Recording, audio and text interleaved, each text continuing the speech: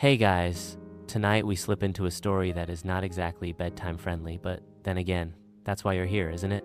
Imagine a childhood where the floor beneath you keeps changing, where you never quite know which state you'll wake up in, and where the adults you're supposed to trust leave more shadows than comfort. That was Tommy Lynn Sell's beginning, and if you're hoping for warm cookies and bedtime lullabies, you probably won't survive this one. So, before you get comfortable, take a moment to like the video and subscribe, but only if you genuinely enjoy what I do here. And while you're at it, drop your location and the local time in the comments. I love seeing just how wide this little late night circle stretches around the world. Now, dim the lights, maybe turn on a fan for that soft background hum, and let's ease into tonight's journey together.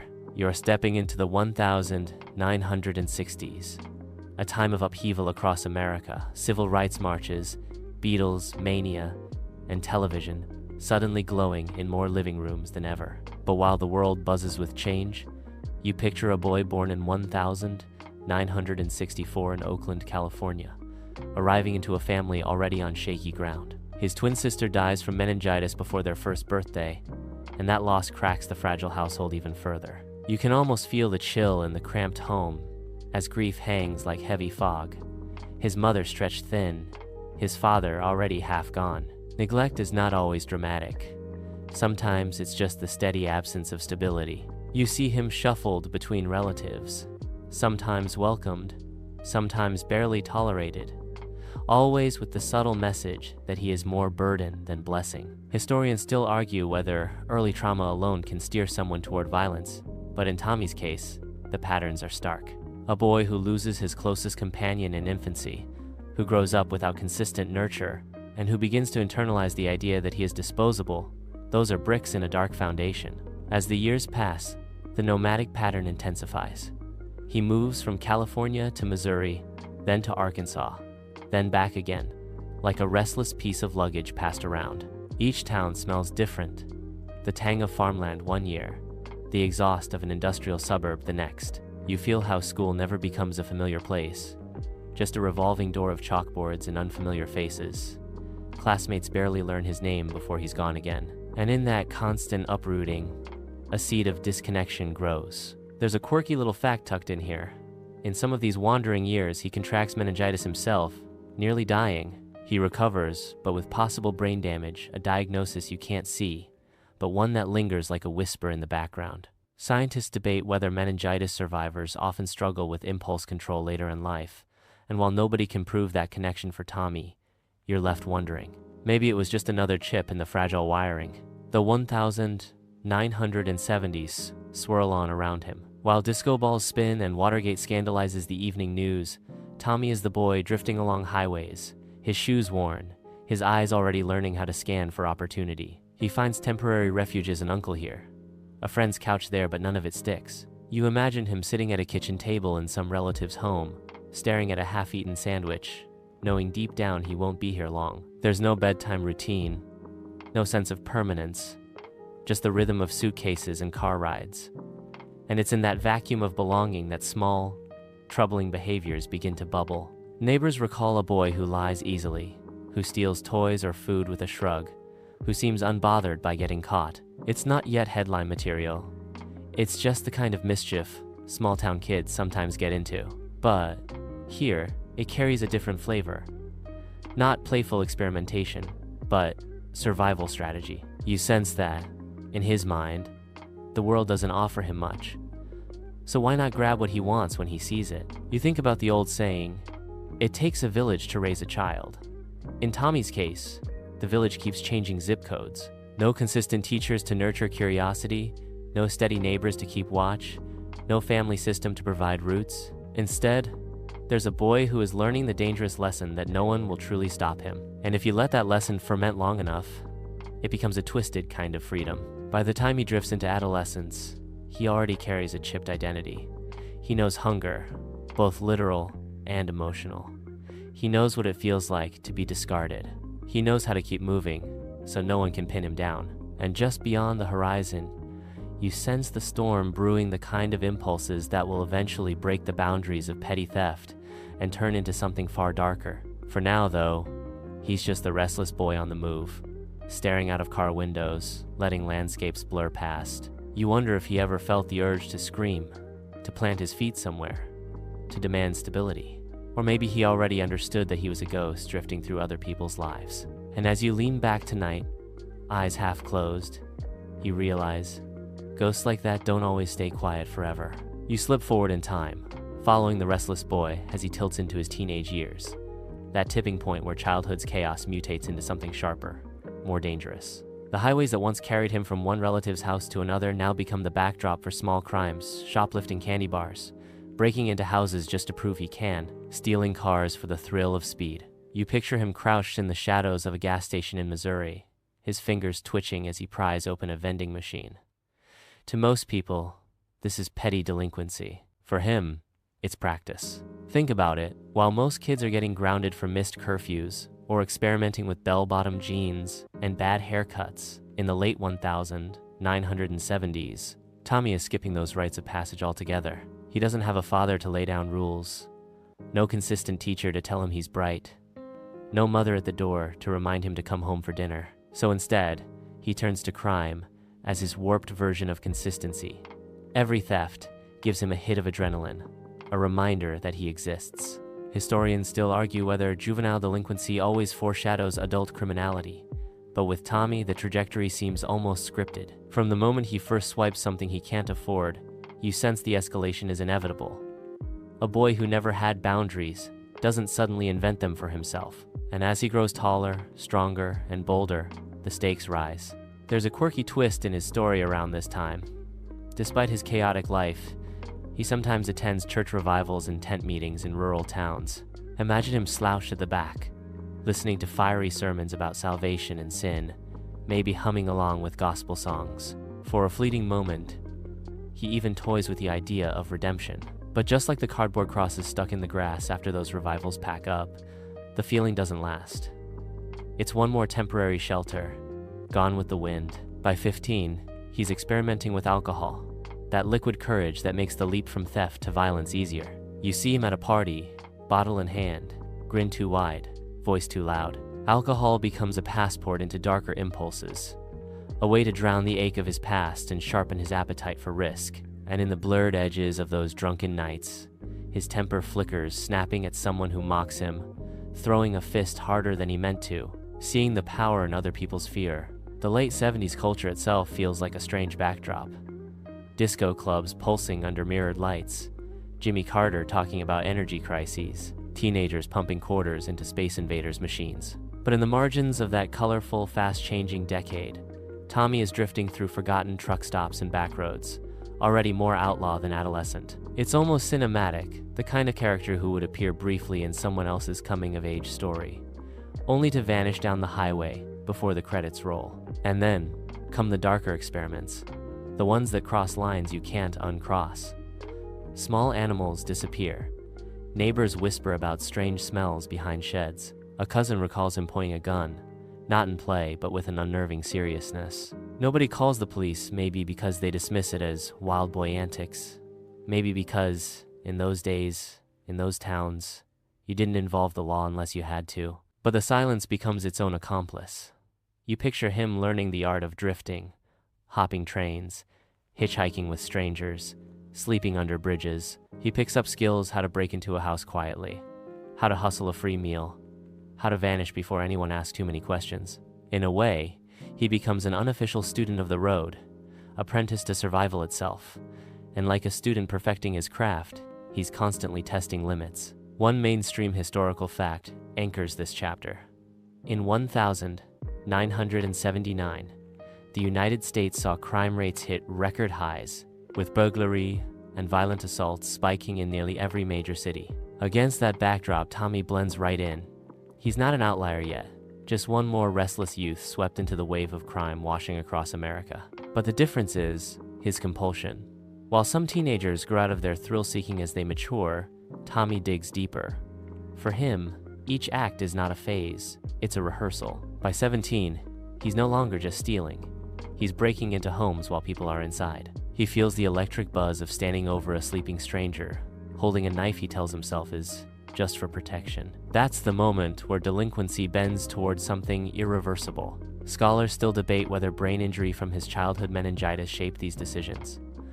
Was it damaged impulse control, or was it simply the perfect storm of neglect, trauma, and environment? You may never know, but as you follow him down the alleys and highways, you sense the dangerous cocktail forming. There's even a grim humor here.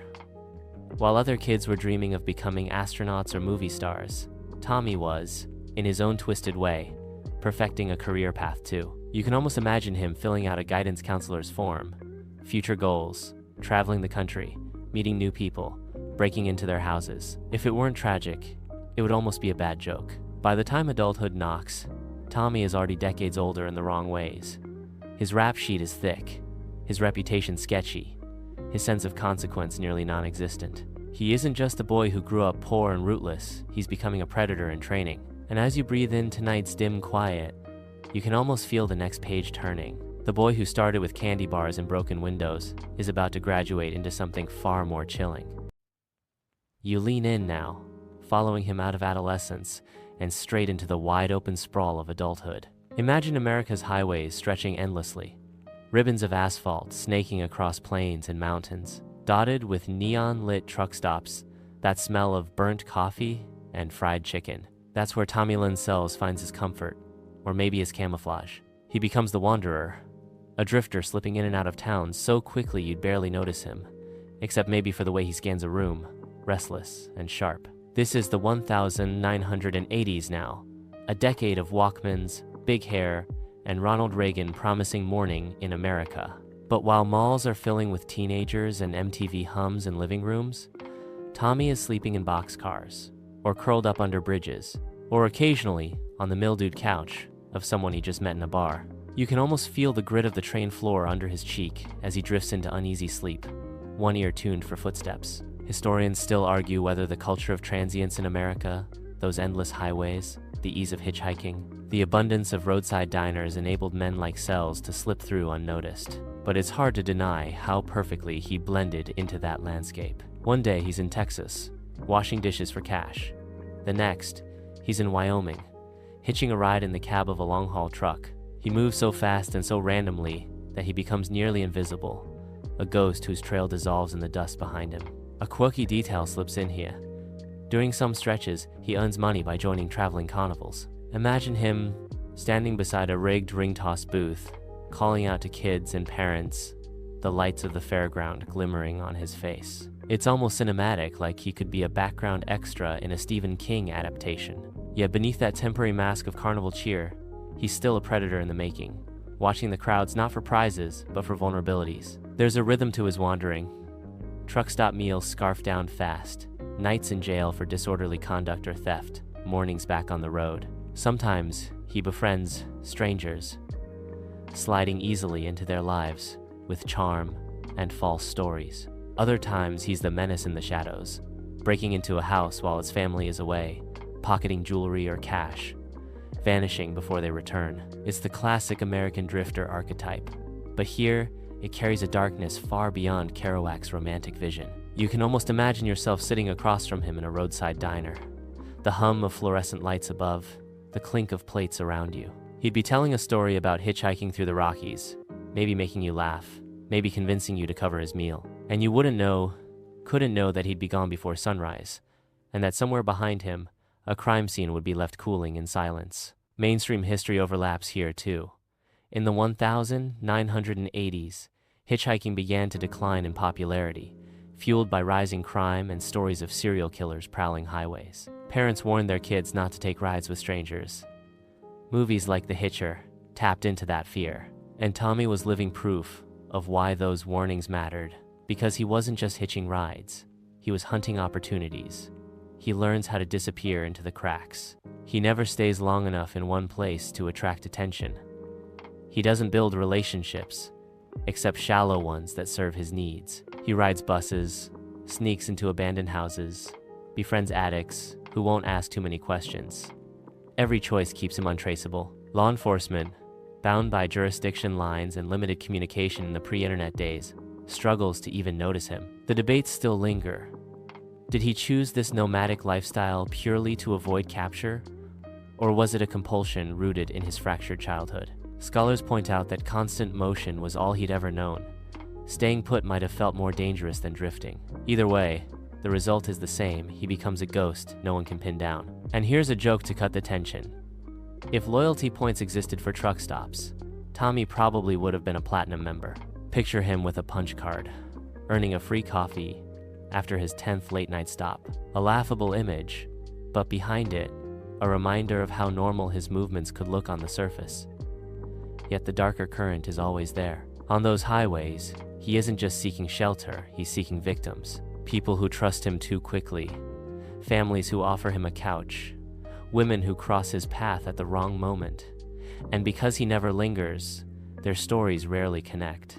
A crime in Missouri, a disappearance in Arkansas, a violent assault in Nevada, each looks isolated, random. No one sees the pattern yet, except you, watching his shadow lengthen across the map. By the end of this chapter, you feel the weight of his invisibility. He's not the boy lost anymore.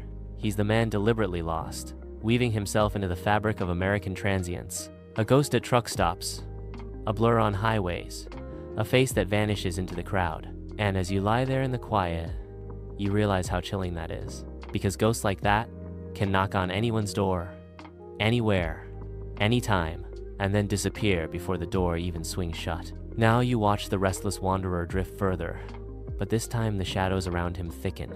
The boxcars and truck stops are still there, but instead of just cheap meals and stolen wallets, another hunger creeps into the picture. Addiction, his faithful traveling companion. You see him slouched in a dingy motel room, a bottle of cheap whiskey sweating on the nightstand, smoke curling from a cigarette as he stares at the ceiling. The room smells of mildew and spilled beer, the wallpaper peeling at the edges. This is not the stuff of rock and roll rebellion. This is slow decay. Alcohol becomes his lubricant for crime, loosening inhibitions, feeding a false confidence. But it's not just booze.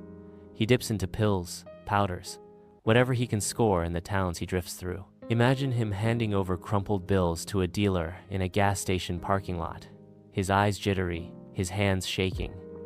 Addiction doesn't just dull his pain, it fuels his volatility. A casual insult from a stranger becomes a spark. A wrong glance at a bar becomes an excuse. You feel how thin the thread is between him blending in and him exploding. Historians still argue whether substance abuse in men like Sells is a cause or merely an amplifier of violence. Did the drugs create the monster, or just give the monster permission to emerge? With Tommy, you sense it's both. Each drink muffles the voice of conscience a little more. Each hit lowers the ceiling on his self-control. The line between impulse and action erodes until it barely exists. Quirky fact.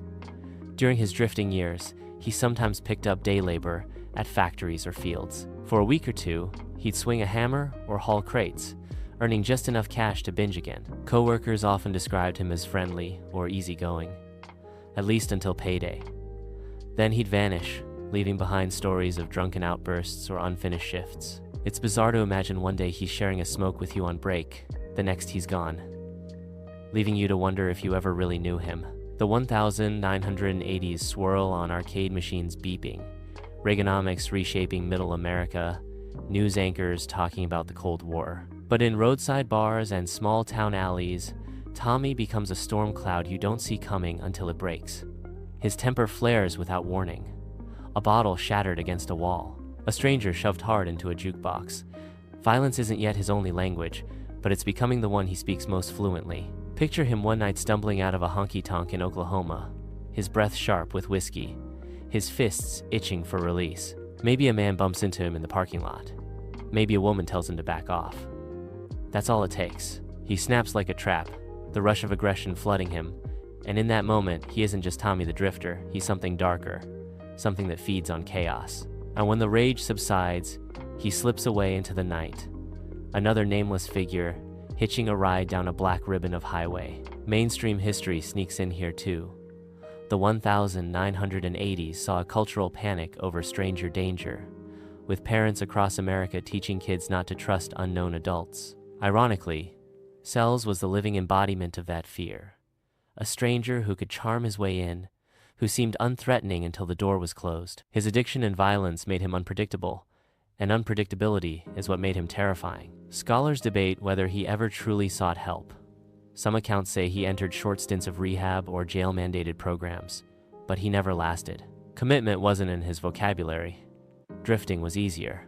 And besides, sobriety meant sitting with himself, and sitting with himself meant facing the emptiness he'd been running from since childhood. Far easier to pour another drink, light another cigarette, and keep moving. There's a joke hiding in the bleakness here. If frequent flyer miles existed for rehab centers, Tommy would have at least earned a free coffee mug. But of course, he never stuck around long enough to collect the reward. You feel the spiral now tightening. The boy who once stole candy bars is no longer a petty delinquent. He's a man whose addictions strip away inhibition, whose temper scares even his fellow drifters. Friends whisper about him being dangerous, about the way his eyes change when he's drunk. And yet he keeps finding couches to crash on, keeps convincing strangers to give him rides. It's as if his charm is the lure and his rage the hook. By the time this chapter closes, you sense the transformation is nearly complete. Addiction has eroded the last of his boundaries. Violence isn't just a possibility. It's an expectation. And somewhere on the horizon, those impulses will leap from drunken bar fights into crimes that can't be shrugged off or hidden in the shadows. You lie there in the quiet and realize the storm cloud has been gathering for years. The thunder is about to start. The storm finally breaks. You followed him through childhood neglect, restless wandering, and the fog of addiction. But now the shadow steps across the line into something irreversible. Early murders quiet, scattered, unnoticed start to trace a hidden trail across America. You can almost see the red pushpins dotting a map. Here in Missouri, here in Arkansas, here in Nevada. Each pin a silent scream. Each one a life erased. It's the late 1970s sliding into the 1980s when law enforcement databases don't yet talk to each other. No national fingerprint system, no digital DNA libraries, no instant email between states. Tommy Linsells learns to exploit that chaos. He drifts in, commits violence, drifts out. By the time one sheriff is puzzling over a crime scene, he's already hitching a ride 3 states away, blending into another town's background noise. You picture one of his first murders, a woman who offered him kindness, maybe a ride, maybe a couch to crash on. He takes what's offered, smiles, thanks her, and then without warning turns violent. The details blur in conflicting reports, but the outcome is the same. A body is left behind. A community grieves without answers. And Tommy is gone, walking down the shoulder of a highway with his thumb out, like nothing happened. Historians still argue whether his first murder was in 1979 or earlier. Sells himself boasted later about killing as a teenager, though investigators doubt many of his claims. Some say he inflated his body count to feed his ego, to play cat and mouse with detectives. But whether he killed 70 or 17, each one was real enough for the families who lost someone. The debate doesn't lessen the weight of the silence left in his wake. Here's a quirky tidbit. In one case, after killing, he actually lingered in the same town for a short while, working odd jobs. Imagine him hammering nails on a construction site by day, while police just blocks away are puzzling over a brutal unsolved crime. The sheer audacity of it makes your skin prickle. He wasn't just invisible, he sometimes walked brazenly through the very places searching for him. Mainstream history places him alongside a grim cohort, the era of American serial killers. Ted Bundy, John Wayne Gacy, David Berkowitz, names that chilled the country through the 70s and 80s. But unlike them, Tommy didn't cultivate notoriety. He didn't lure with charm like Bundy, didn't build a clown persona like Gacy. He stayed rootless, random, his killings scattered like broken glass. That randomness is what kept him off the front pages for so long. He wasn't a headline, he was a whisper. Picture him standing on the edge of a river in some small Midwestern town, washing his hands, watching the water swirl red before it clears. Maybe a fisherman notices him and waves, never realizing the man he's waving at just destroyed a life upstream. That's the unsettling power of Sells, how ordinary he looked in the aftermath of horror. Investigators later said his early trail was nearly impossible to trace. Families reported missing daughters, murdered sons, stolen nights of terror, but each one looked isolated. A sheriff in one county might suspect a drifter, but he couldn't connect it to another case 500 miles away. Tommy understood this gap instinctively, even if he couldn't have explained it. He knew that the highway was his alibi, that distance was his shield. You lean back now and wonder, How many times did people let him into their homes, thinking they were helping a lost soul? Historians debate whether he truly felt remorse in those early days. Some detectives say he showed flashes of guilt, admitting he tried to stop, tried to fight the urges. Others insist he never cared, that his confessions later were laced with smirks and half-truths. Maybe the truth lies somewhere between remorse flickering only briefly, quickly drowned by impulse and addiction. There's a dark little joke tucked in here. If karma had a frequent flyer program, Tommy would have earned miles faster than any airline pilot. But unlike those pilots, his destinations were heartbreak and fear. By the mid-1980s, his hidden trail was already miles long, yet he was still practically anonymous. A man with no fixed address, no stable identity, no reason for anyone to suspect him until it was too late. Each crime scene left behind families desperate for answers, police scratching their heads, and communities whispering about a faceless killer. And all the while, he was just a drifter, thumbing his way to the next town, the next chance, the next victim. And as you sink deeper into the quiet of your own room, you feel the unsettling truth settle in. The early murders weren't just random accidents of rage. They were the practice runs of a predator learning his craft. The boy who once stole candy bars, who once slept under bridges, had now crossed into a darkness that left scars on landscapes he would never see again. The trail of red pushpins on that mental map spreads wider now, and Tommy Lynn's cells become something both more frightening and more slippery. His killings are no longer just isolated bursts of rage. They accumulate into a reputation, though only he and a few unlucky survivors know it. When investigators finally sit him down years later, he'll boast about 70 murders. 70. Enough to fill entire classrooms, enough to empty a whole small town street. But the question is, how many of those claims are real? You imagine him smirking as he delivers those numbers, watching detectives scribble notes, enjoying the chill his words create. It's part truth, part theater.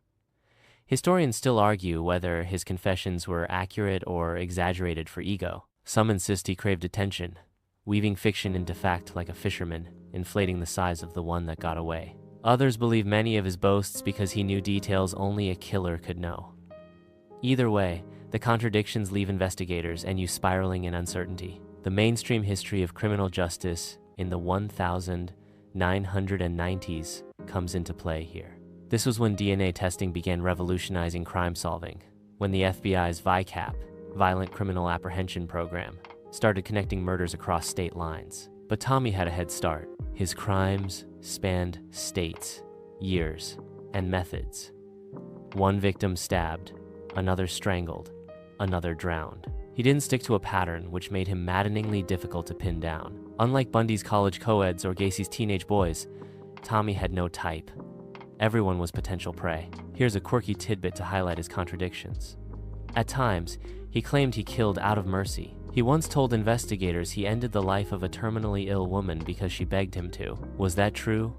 Or just another performance to cast himself as some twisted angel of mercy? Scholars debate this endlessly, and you can almost see him chuckling at the idea of professors and criminologists puzzling over his every word. Picture him sitting in a police interview room, denim jacket hanging loose, hair shaggy, eyes darting with sly amusement. A detective slides photos of unsolved cases across the table. Tommy leans in, taps one with a calloused finger, and says, "Yeah, that was me."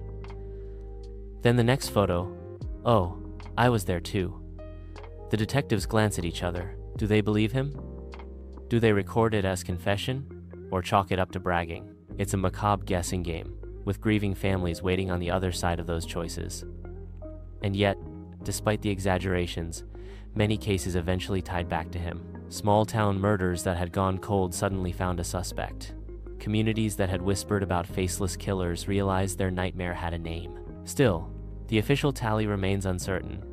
70? 30? Less? The exact number may never be known.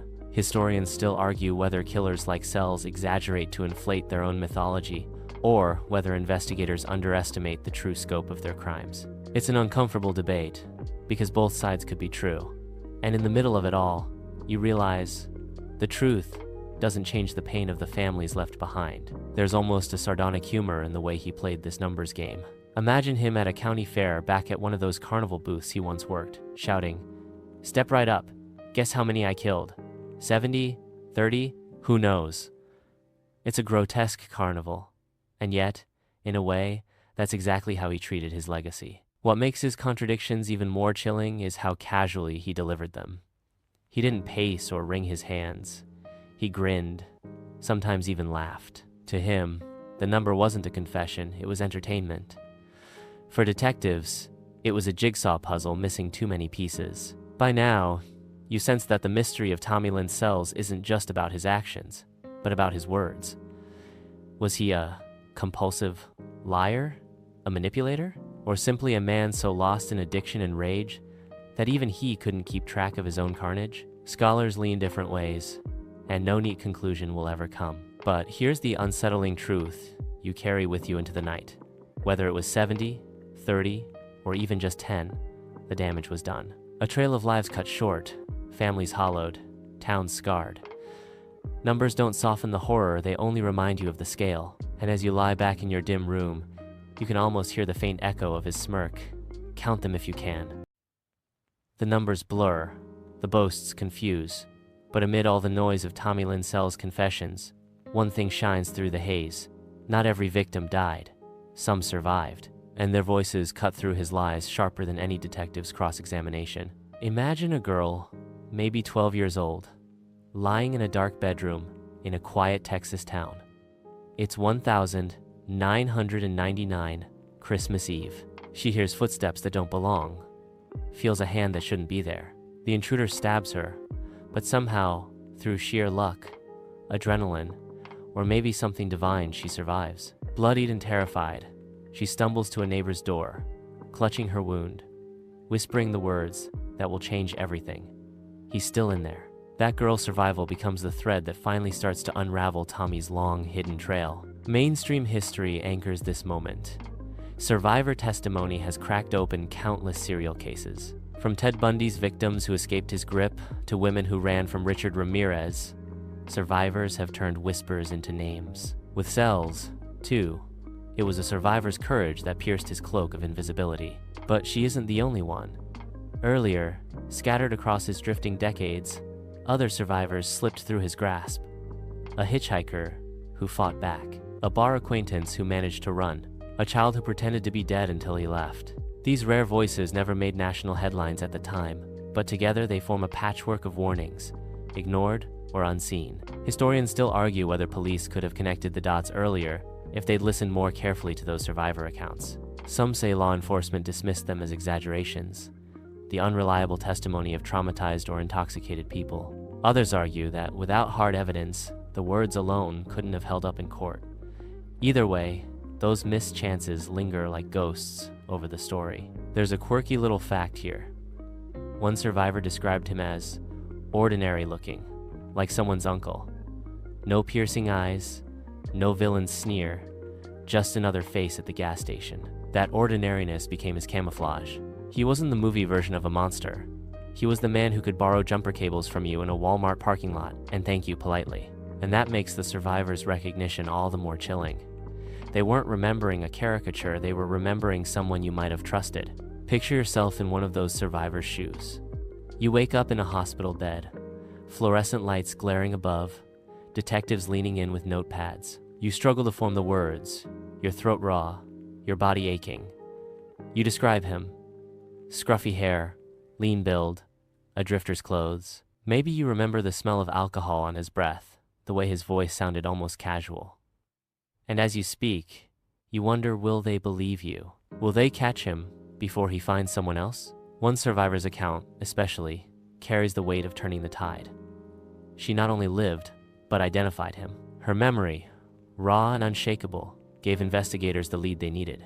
It's almost cinematic, the lone voice in a storm of silence. And this time, finally, the system listened. There's a dark little joke hidden here. If Tommy thought of himself as a ghost, survivors were the Ghostbusters. They dragged him out of the shadows he thought were permanent, shining a flashlight on his face for the world to see. And yet, their courage came at a cost. Each survivor carried scars, some visible, some buried deep. Nightmares that don't fade, trust fractured. The knowledge that they looked into the eyes of someone who wanted them gone. Their survival was victory, but it wasn't freedom. It was a lifelong reminder of the night they met a drifter whose smile hit a blade. By the close of this chapter, you realize that these voices, the trembling whispers, the tearful courtroom testimonies are the reason Tommy Lynn's cells couldn't stay a phantom forever. Survivors didn't just escape. They shattered the myth of his invisibility. And as you breathe deeply, the fan humming softly in your room, you feel the quiet power of that truth. Sometimes, survival itself is the loudest scream. You've been gliding along this river of horror, and now you drift into the moment when Tommy Lynn's cells finally collides with justice. It doesn't come with a thunderclap or a cinematic car chase. It begins with something almost painfully ordinary, detectives following up on a child's desperate words. That surviving girl, staggering and bleeding on Christmas Eve of 1999, becomes the spark that lights the fuse. She identifies him. The town rallies. The law listens. And suddenly this drifter, who thought he could always vanish into the next highway exit, finds himself cornered. Picture him, rough around the edges, unshaven, sitting in an interrogation room under buzzing fluorescent lights. He thinks he's been through worse. He survived prison before, survived addiction, survived life itself by slipping through cracks. But now, those cracks are sealing. His name is written in black ink on reports that aren't going away. Detectives across state lines begin to exchange notes. It's like when a group chat finally clicks, and all the scattered, "Oh, that sounds familiar," comments align into a chilling chorus.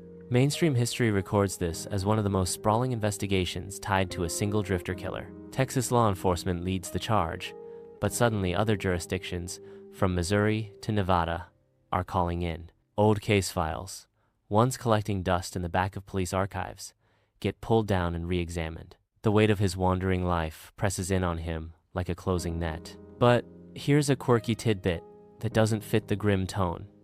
When detectives first confronted him with DNA evidence, he reportedly smirked as if caught cheating at cards rather than standing accused of murder. That weird flash of humor, or arrogance, depending on how you read it, almost makes him cartoonish, like he still believed the trickster role he'd carved out could save him one more time. Spoiler alert, it didn't. Historians still argue whether his downfall came mainly from modern forensics or from old-fashioned detective persistence. Some lean on the DNA breakthrough, a reminder that late 90s science was finally catching up to criminals who thrived in the gaps. Others insist that survivor testimony, coupled with good investigative work, did the heavy lifting. Either way, the outcome was the same. A drifter who had slipped through decades of chaos suddenly found himself shackled to a single place, the courtroom. And imagine that courtroom. You're there, sitting on a wooden bench, the air smelling faintly of coffee and dust.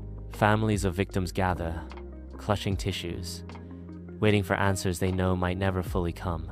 The man they believe stole everything from them shuffles in wearing county jail orange, his hands cuffed. He looks smaller than you imagined, quieter, as if stripped of the power that fear once gave him. The trial begins, and you realize this is history's balancing act in real time. Every word matters, every exhibit, every survivor's testimony. The survivors' voices echo across the silence, filling in the blanks of his drifting years. The prosecution lays out a map, state by state, each marker representing a life lost, a family scarred. And though he confesses to dozens, possibly hundreds, only a handful of cases have the forensic backbone to stand in court. That's the bitter truth. Law and justice don't always align with the scale of crime. Still, the trial has a gravity that feels different. It isn't just about one murder, it's about a lifetime of them. And though jurors are instructed to consider only the case in front of them, everyone in the room feels the ghosts crowding the benches. You might even imagine them, sitting shoulder to shoulder, listening in silence as their names hover unsaid. And here comes a small, darkly humorous aside. One reporter noted that he complained about the food in county jail, as if soggy mashed potatoes were the greatest injustice of his life. The audacity almost makes you laugh, then wince at yourself for laughing. But maybe humor is the only way to survive listening to his endless contradictions. When the verdict finally drops, it's like a stone hitting still water one sentence, and the ripples reach across the nation. He's found guilty, sentenced to death. The man who thought highways would always be his escape hatch has nowhere left to run. For you, sitting in the dim light of your own room, the fan still humming, There's a peculiar comfort in this moment. Justice may be slow, imperfect, uneven, but sometimes it arrives. And when it does, it can feel like the world catching its breath. You're drifting now into the long, eerie years between his sentencing and his final day. Picture the clock ticking in a death row cell, where hours crawl like ants across concrete. Tommy Linsells, the self-styled drifter, is suddenly caged. The man who once bragged about hitchhiking from coast to coast now paces 6 steps forward, 6 steps back. The freedom of highways is replaced with the endless hum of fluorescent lights and the clang of metal doors. You can almost hear the scraping of his chair against concrete, that tiny sound echoing down a corridor where silence is enforced, like law itself. Death row is a strange space. On one hand, it is meant to contain and isolate. On the other, it often becomes a stage. Prisoners write letters, grant interviews, sometimes even shape narratives about themselves. Tommy took that stage more than once. He gave rambling confessions, sometimes vague, sometimes overly specific, to reporters and investigators who came to see him. He claimed responsibility for dozens of murders across different states. Some cases could be confirmed, others drift into the fog of exaggeration or outright lies. You can never quite tell if he's trying to unburden himself or simply maintain control by keeping the world guessing. And here's the quirky tidbit. On death row, he reportedly kept his cell remarkably uncluttered.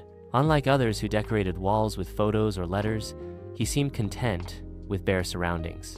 It's as though he had finally found a twisted kind of peace in emptiness, as if the absence of clutter mirrored his own hollow philosophy of life. Or maybe he just didn't get much mail, another small detail that hints at a life burned through too many bridges. Meanwhile, the legal process drags on. Appeals are filed, arguments debated. Lawyers question whether his confession should be trusted, whether cases he mentioned should even be reopened. The justice system doesn't move in straight lines. It meanders like a slow river. Historians still argue whether his endless claims helped bring closure to families or simply reopened old wounds. Some relatives found relief in his words. Others believed he was taunting them with lies.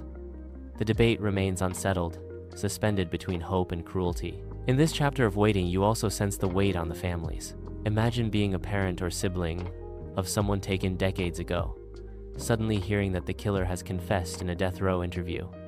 Do you believe him? Do you finally grieve with certainty? Or do you hold back, wary of a man who built his identity on deceit? That emotional limbo is almost another prison, a space without locks or bars but no freedom either. Time stretches on. The early 2000s blur into the 2010s. Technology leaps forward outside those walls, smartphones, social media, a whole world of instant connection. But inside, it's still concrete, bars, and a narrow window showing only sky. For Tommy, the universe narrows down to legal motions and the countdown of days that, though indefinite at first, will eventually run out. And while all of this grinds on, he continues to talk. He tells one investigator about a crime in Missouri, another about Nevada, sprinkling his words like breadcrumbs across a map. Each revelation sends detectives scurrying, reopening files once thought unsolvable. Some crimes gain new light, others remain frustrating blanks. His own words turn into a shadowy scavenger hunt that may never end. There's a dark humor in this, too. Imagine him sitting across from a reporter, sipping lukewarm prison coffee, and announcing another forgotten murder, like someone casually remembering an old road trip story. Oh yeah, and then there was that one time in Wyoming. The absurdity lands with a bitter laugh, because it's a performance, a reminder of how he never let go of control, even when the state held his fate in its hands. But the years finally bring him closer to the end. The date is set. Appeals are exhausted. Families of victims prepare for a journey of their own traveling to Huntsville, Texas, where the execution chamber waits. Outside the prison walls, activists gather with signs. Some demand his life be spared, opposing capital punishment as a principle. Others demand it be carried out, seeing it as the only way to balance the scale. You stand there, in your imagination, caught between those voices, the heat of Texas air pressing on your skin, wondering where you would stand in that crowd. And in his final days, there's a chilling ordinariness. The prison has a routine: last meals, final visits, paperwork. The machinery of death is bureaucratic, almost bland in its precision. It's not the wild chaos he once thrived in. It's the system at its most methodical. He, the man who lived without rules, ends his life bound entirely by them. As the clock ticks down, you feel the weight of silence more than the noise.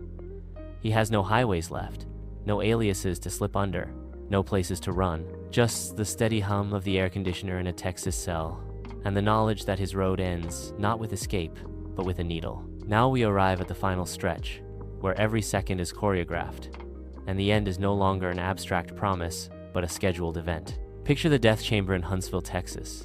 Pale green walls, fluorescent lights, a gurney with leather straps waiting under glass. It is not gothic or dramatic, but sterile, like a hospital room stripped of hope. On the day of his execution, April 3, 2014, Tommy Lynn Sells was led through that last series of steps. Guards escorted him from his cell, his wrists shackled, ankles bound, the clinking chains echoing down the corridor. He had spent years weaving tales of murder, manipulation, and mystery, but now, the narrative shrank to simple routine.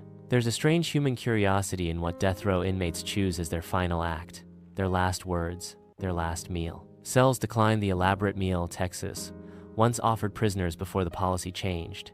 He ate only from the standard prison menu. Even here, his choices seemed stripped down, void of sentimentality. Perhaps he had run out of performances, or maybe he simply had nothing left to stage. As for his final statement, it was short and defiant. He refused to apologize, refused to grant closure, offered no comfort. That silence, or rejection of remorse, still burns in the memories of victims' families who came to witness. Imagine being one of them, sitting in that small viewing room, watching through glass as the man who destroyed your life takes his last breath, yet leaving you with no acknowledgement of guilt. Relief mingles with frustration, closure tangled with emptiness. The execution itself was clinical. He was strapped down, IV lines inserted into his arms. Witnesses described the moment as almost eerily quiet. No dramatic struggle, no last-minute revelation, just the slow push of chemicals. One to render unconsciousness, another to paralyze, the final to stop the heart. Within minutes, the man who claimed 70 victims was gone. But here's the haunting truth. His death did not tie up the loose ends. Tommy Lynn Sells left behind a trail of unanswered questions. How many of his confessions were real? How many were invented to taunt investigators, to keep his name alive in headlines? Some families felt certain they finally had justice. Others felt robbed of truth, trapped in the uncertainty he deliberately cultivated. His execution may have ended his physical life, but his legacy is an open wound, stitched with half-truths. In the aftermath, law enforcement officials revisited his interviews and mapped out every claim he made. Some cases were confirmed, yes. Others were deemed impossible. Dates didn't line up, details didn't fit. What emerges is not a clean record of 70 killings, but a murky blend of fact and fiction. It's as if Sells wanted to blur the line between myth and reality, ensuring he'd be remembered not just as a killer, but as a figure of lingering mystery. And that may be the most unsettling part. His manipulations worked. Even now, researchers, journalists, and families debate which stories to believe. He achieved, in a dark way, exactly what many serial killers seek, not just the act of violence, but the permanence of being remembered. He carved his name into history not with a single crime, but with a fog of confessions, a legacy of uncertainty. For the families left behind, though, the story is far simpler and far crueler. They don't debate his body count like academics. They remember the faces of children, siblings, and parents who never came home. To them, the execution was not an ending, but a punctuation mark in a sentence that will always read incomplete. And so, Tommy Lynn Sells exits the stage he built for himself. From a wandering child of neglect to a self-proclaimed coast-to-coast killer, his life is a grim parable of chaos, cruelty, and deception. The highways he once drifted down are still out there, stretching across America, quiet and endless. But his shadow lingers like a roadside ghost, an uneasy reminder of how easily evil can slip between towns, unnoticed, until it is far too late. As you lie in bed, considering the story's close, maybe that's the final chill. Not the man himself, but the gaps he left behind. The idea that truth can die with its keeper, and that some mysteries never resolve, no matter how tightly the gurney straps are fastened.